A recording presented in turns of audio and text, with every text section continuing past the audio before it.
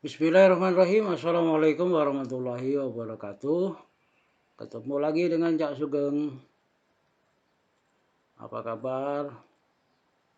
Semoga kita semua dalam keadaan sehat walafiat dan selalu dalam lindungan Allah Subhanahu wa taala. Amin. Baik, kali ini kita akan melanjutkan tentang gaya-gaya statik, khususnya tentang penerapan prinsip kesetimbangan.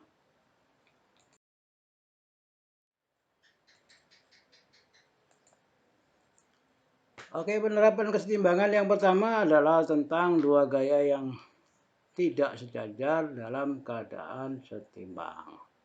Nah, di sini ada dua gaya, F1 dan F2, tidak sejajar, bekerja pada satu link, maka kedua gaya tersebut dikatakan setimbang jika terpenuhi sigma gaya dan sigma momen sama dengan 0. Misalkan gayanya bekerja di titik A dan di titik B. Ya. Supaya terpenuhi sigma gaya sama dengan 0, berarti F1 plus F2 sama dengan 0, sehingga F1 sama dengan minus F2. Artinya besarnya sama, arahnya berlawanan. Supaya terpenuhi sigma momen sama dengan 0, maka kedua gaya tersebut harus segaris. Nah, ini konsep ini harus dipahami ya. Jadi kalau kita lihat penggambarannya, nah, untuk benda yang pertama, nah, maka gaya F1 dan F2-nya harus segaris. Nah, yang satu ke kiri, yang satu ke kanan. Ini artinya tarik-menarik. Bisa juga tekan-menekan, berarti F2 ke kiri, F1 ke kanan. Nah, kalau benda yang kedua ini, karena titik A dan titik B-nya seperti ini, nah, maka ya ditarik garis AB. Maka arah F1 dan F2-nya segaris dengan garis AB. Ya.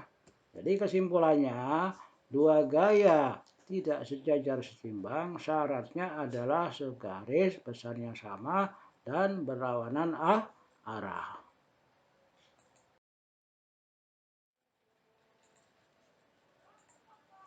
Nah, kita lanjutkan dengan tiga gaya tidak sejajar setimbang.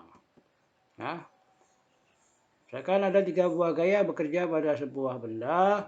Ketiga gaya tersebut dinyatakan setimbang jika syarat sigma gaya, sigma momen sama dengan 0. Agar sigma gaya sama dengan 0, maka kalau dibuat poligon gayanya dari ketiga gaya tersebut akan membentuk lukisan tertutup. Nah, kayak apa lukisan tertutup nanti ya.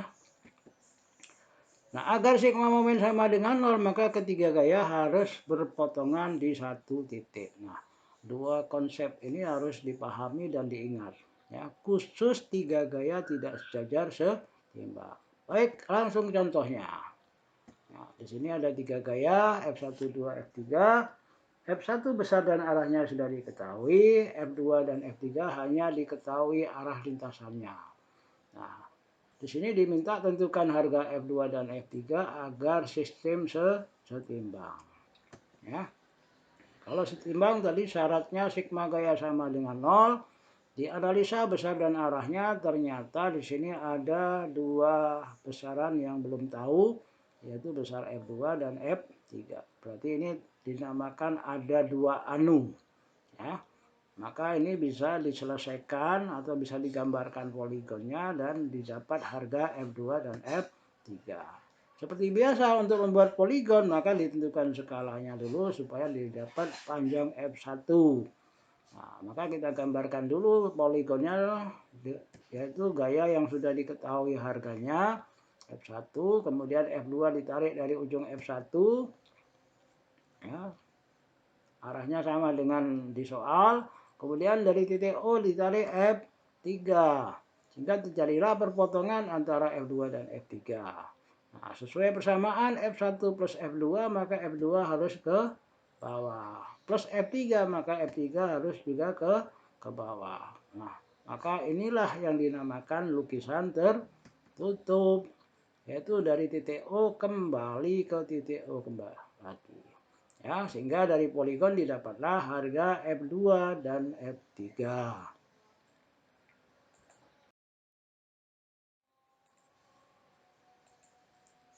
Nah, Berikutnya adalah kasus yang kedua untuk 3 gaya tidak sejajar setimbang.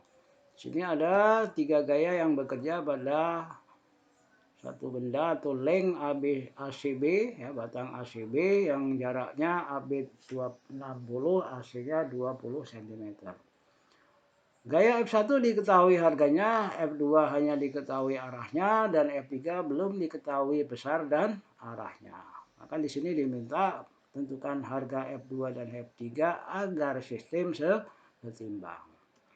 Nah, dari sigma gaya sama dengan 0, maka dianalisa besar dan arahnya, ternyata di sini terlihat ada 3 tanda tanya, artinya ada 3 anu.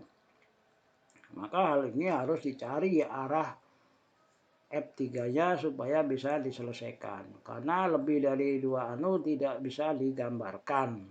Kalau digambarkan ya kayak gini.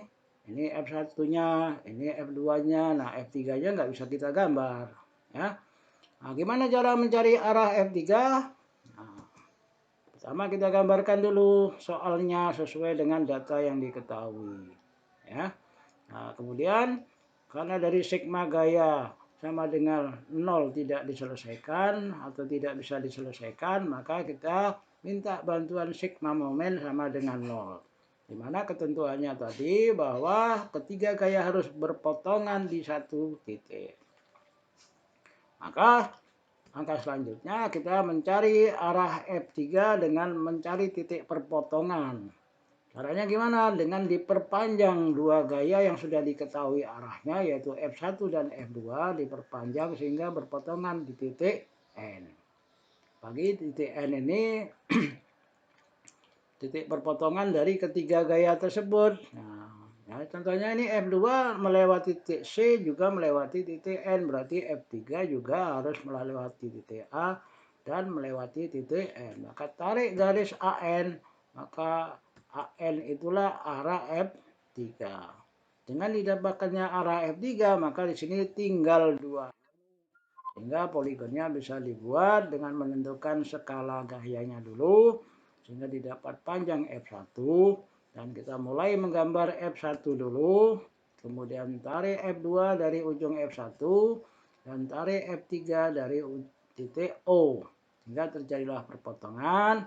Maka F2 arahnya harus ke bawah sesuai dengan persamaan, dan F3 arahnya harus ke atas menuju titik O, membentuk lukisan tertutup, ya, sesuai dengan sigma gaya sama dengan 0. Maka dari poligon didapatlah harga F2 dan F3.